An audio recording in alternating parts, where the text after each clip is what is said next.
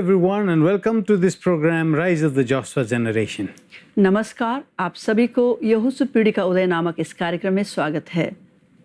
And these are some very special episodes that we have been recording for you. इस विशेष सत्रों को हम आपके लिए इन विशेष समयों के लिए हम रिकॉर्ड कर रहे हैं। And I believe this will be prophetic messages for many of us. मैं ये विश्वास करता हूँ कि हम में से कई सारे लोगों के लिए यह एक भविष्य सूचक संदेश होगी।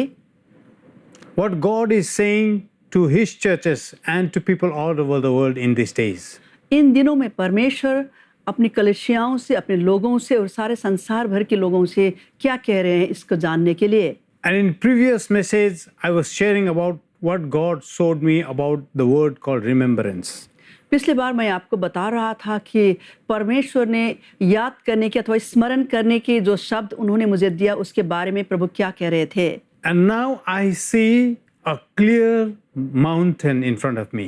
अब मैं अपने सामने में एक बड़ा सा पर्वत को देख पा रहा हूँ। And I see the mountain covered with snow. और मैं उस पर्वत को बर्फ से ढकी हुई देख पा रहा हूँ। And then in the background I see a blue sky.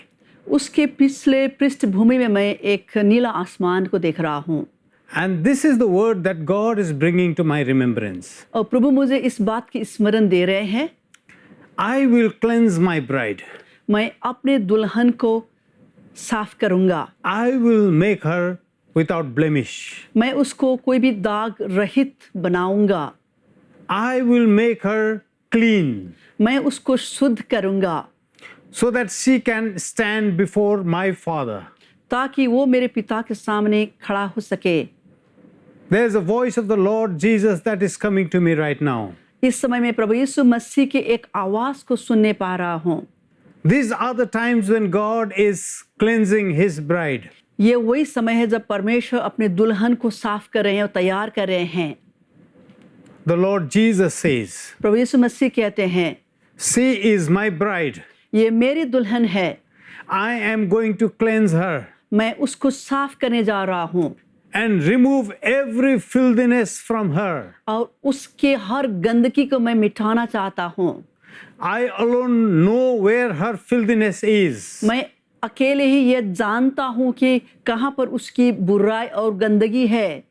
I know her deepest wounds and scars. उसकी गहरे चोटों और उसके निशानों कहाँ पर है वो मैं ही जानता हूँ। I know where her spots are.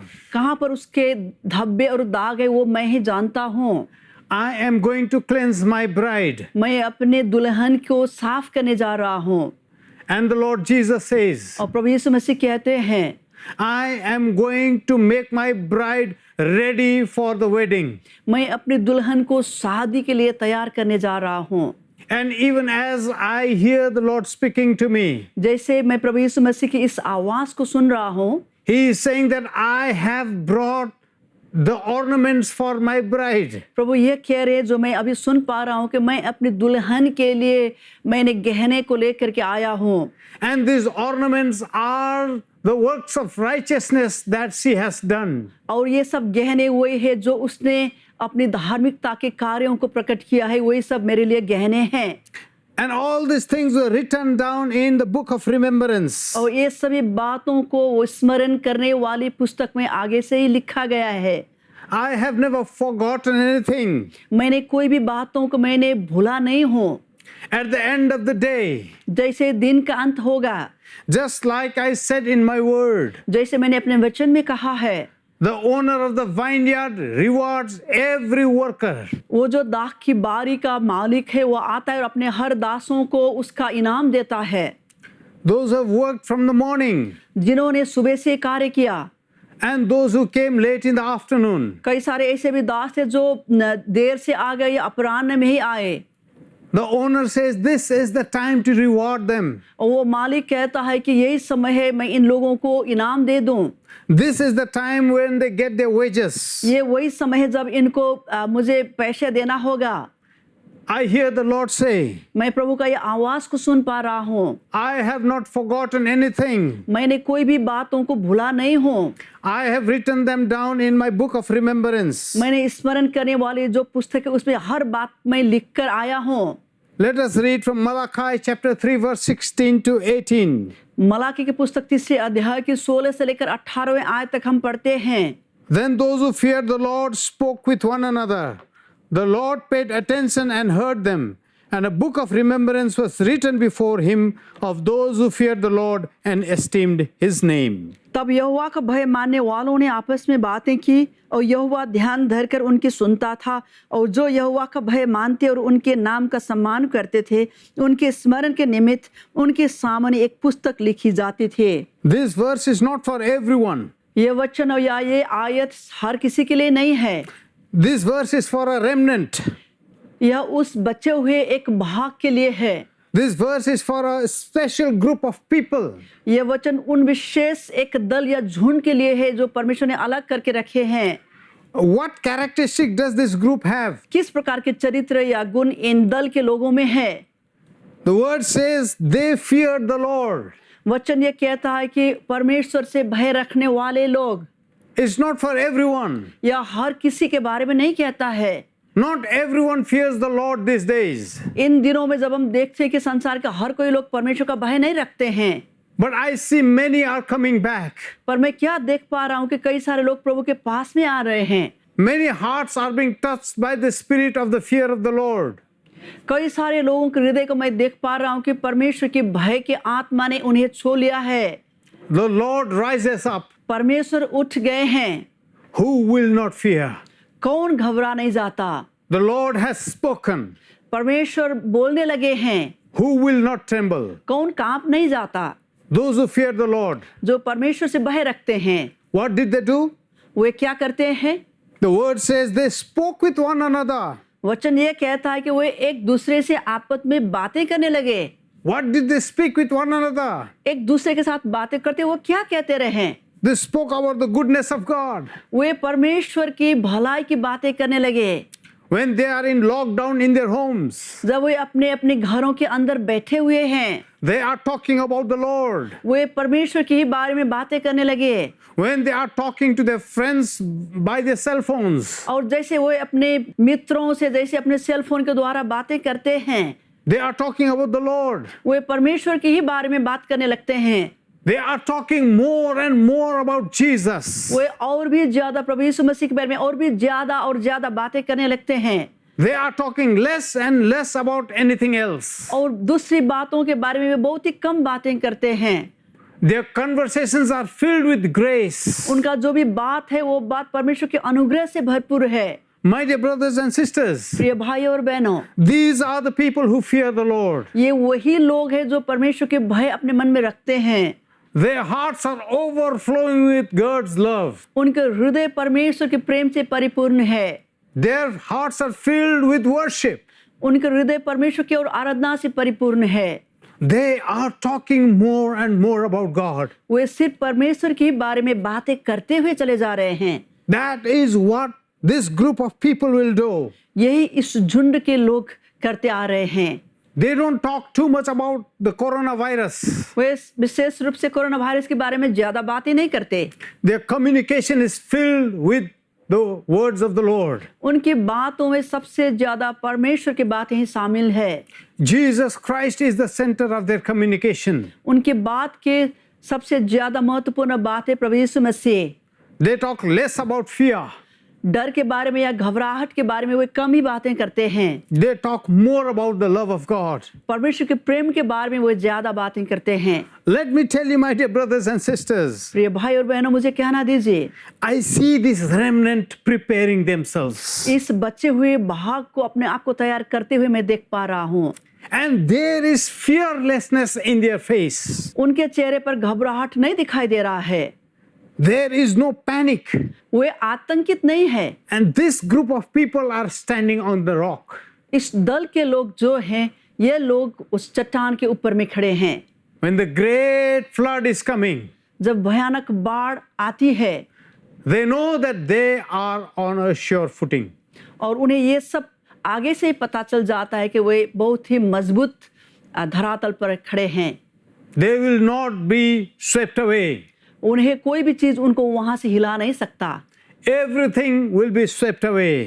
हर एक चीजें जो है वो शायद बाहर करके ले जा सकता है। Jesus is the rock. यीशु मसीह वो चट्टान है। And even as I'm speaking, जैसे मैं इस बात को कह रहा हूँ, I see many people coming to your church. मैं कई सारे लोगों को आपकी कलीसिया में आते हुए देख पा रहा हूँ। My dear pastors, प्रिय पासवानों, my dear ministers of the Lord, परमेश्वर के प्रिय सेवकों, I urge you to open your churches मैं आपसे विनती करता हूँ कि अपने कलीसिया के दरवाजे को खुला रखें, because people are coming to your churches. क्योंकि आपकी कलीसिया में अब लोगों का आना शुरू हो चुका है। Souls are looking for that light on the top of a hill. अब ये जो प्राण है, संसार के प्राण, अब उस बात की खोजी में है कहाँ पर परमेश्वर की ज्योति चमक रहा है। There is power in that light. उस ज्योति में परमेश्वर का सामर्थ्य है। This power is attracting people. यह सामर्थ्य लोगों को आकर्षित कर रहा है।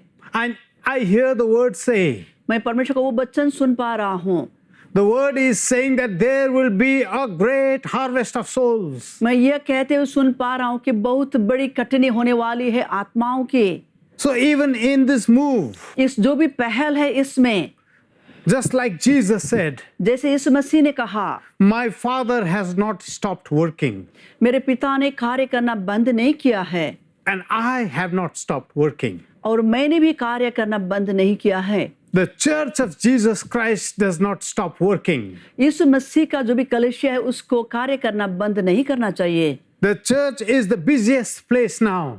कलीसिया को सबसे ज्यादा व्यस्त होने की समय है अभी। People are looking for answers. लोगों को उत्तर की प्रतीक्षा, लोग उत्तर ढूंढ रहे हैं। What answers are we giving to the world? हम क्या उत्तर संसार को दे रहे हैं? And the word says, और वचन ये कहता है, the Lord paid attention and heard them. परमेश्वर ने उनकी और ध्यान लगाया और उनकी बातों को सुने। He heard the conversation of this group of people. इस दल के जो लोग आपस में बातें कर रहे थे, उस बात को परमेश्वर ने सुना। And he recorded everything in the book of remembrance. और उन्होंने एक स्मरण करने वाले पुस्तक में ये सभी लिख डाला। Because their conversation was filled with the fear of the Lord. क्योंकि वो जो बातें थी वो बातें परमेश्वर के भय के बारे में बातें थी। Their conversation was not filled with the fear of COVID-19. उनकी जो भी बातें हो रही थी एक दूसरे के साथ, वो बातें कोविड-19 के भय करने वाली बातों के बारे में नहीं थी। Their conversation was not about what to eat and what not to eat. वो ये बातें नहीं कर रहे थे कि हमें क्या खाना है और कैसे करना है। The conversation was not filled about what to do and what not to do. वो उन सब बातों को नहीं कर रहे थे कि हमें अब क्या करना चाहिए और क्या नहीं करना चाहिए। Their conversation was Jesus. उनकी बातों के मुख्य विषय यीशु मसीह थे। Jesus was the center. यीशु मसीह वो केंद्र थे उनके बातों के। Jesus is the king. Yeshu Masih Raja.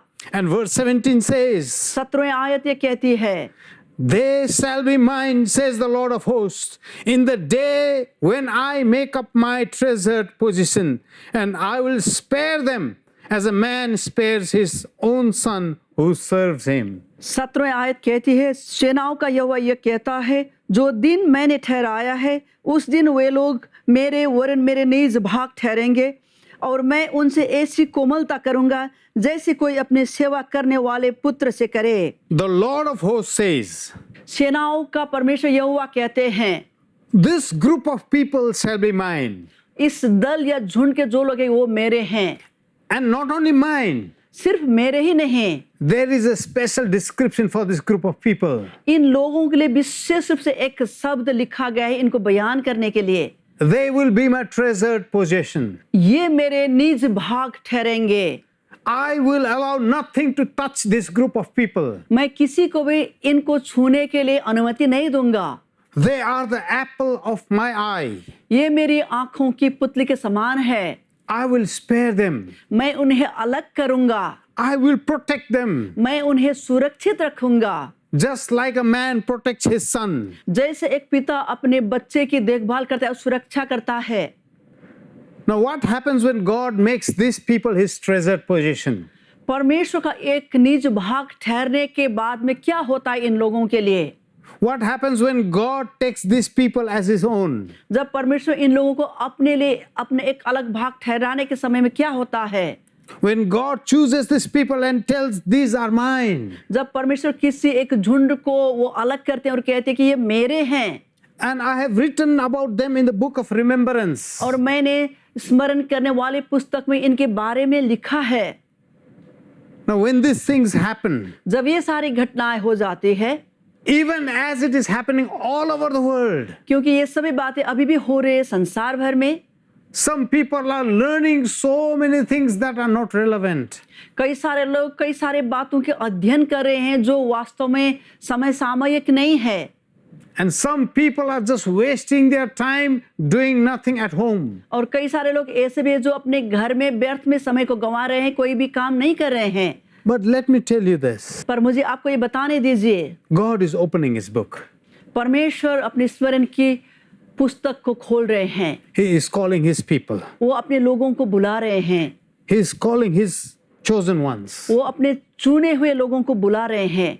And then there is one beautiful thing. बहुत ही सुंदर बात यहाँ पर है एक, When he chooses and separates these people as his treasured possession, जैसे वो चुनते हैं, चयन करते हैं और अलग करते हैं एक झुंड के लोगों को उनके निज प्रजा होने के लिए। verse 18 says, 18वीं आयत कहती है, Then once more you will see the distinction between the righteous and the wicked, between the one who serves God and one who does not serve him. तब तुम फिर कर धर्मी और दुष्ट का भेद, अर्थात जो परमेश्वर की सेवा करता है और जो उसकी सेवा नहीं करता, उन दोनों का भेद पहचान सकोगे। Once again there is a sword moving. एक बार फिर मैं क्या देख पा रहा हूँ कि वो तलवार जो है वो घूम रहा है, And the sword is bringing a distinction between righteous and the wicked. और वो जो तलवार है वो धर्मी और अधर्मी के बीच में एक विभाजन को पैदा कर रहा है। Between the one who serves God and one who does not serve him. उन दो झुंडों के बीच में एक है जो परमेश्वर की सेवा करता है, दूसरा है जो परमेश्वर की सेवा नहीं करता है। My dear friends, प्रिय मित्रों, God wants to make you his treasured possession. परमेश्वर आपको अपने निज भाग होने के लिए, निज प्रजा होने के लिए बुला रहे हैं। God wants to separate you from the world. परमेश्वर चाहते हैं कि आपको संसार से अलग करने के लिए। This lockdown is very prophetic. ये जो भी अभी लॉकडाउन हुआ है वो बहुत ही भविष्य सूचक है, So that inside your home, ताकि अपने घर के अंदर जैसे आप बैठे हुए हैं, what are you talking to with each other? आप एक दूसरे के साथ में क्या बातें कर रहे हैं? What is your conversation about?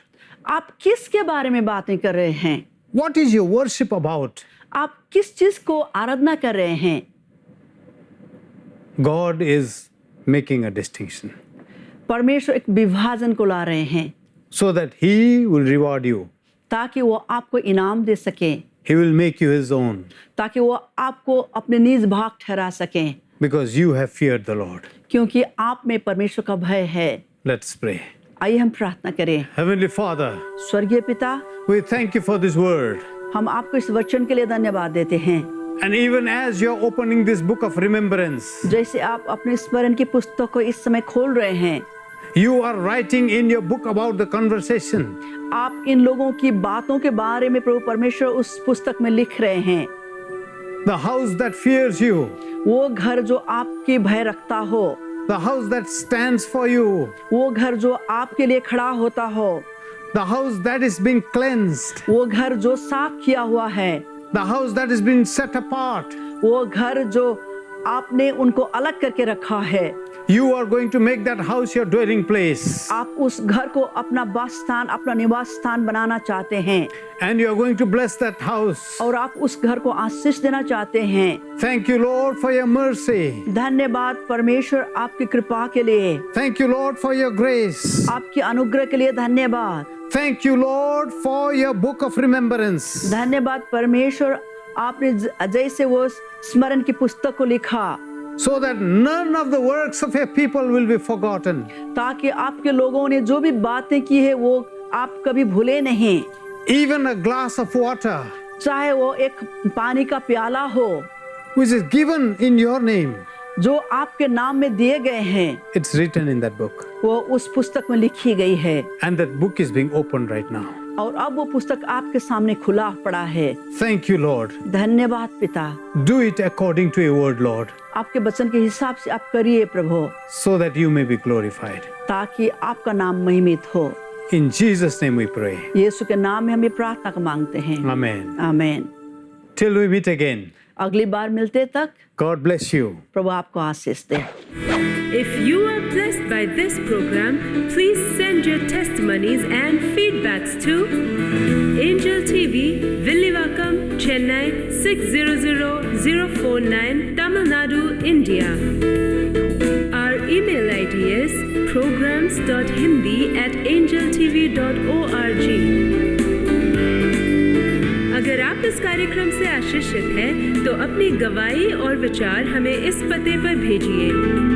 Angel TV, Villivakkam, Chennai 600049, Tamil Nadu, Bharat. हमारा ईमेल आईडी है programs.hindi@angeltv.org।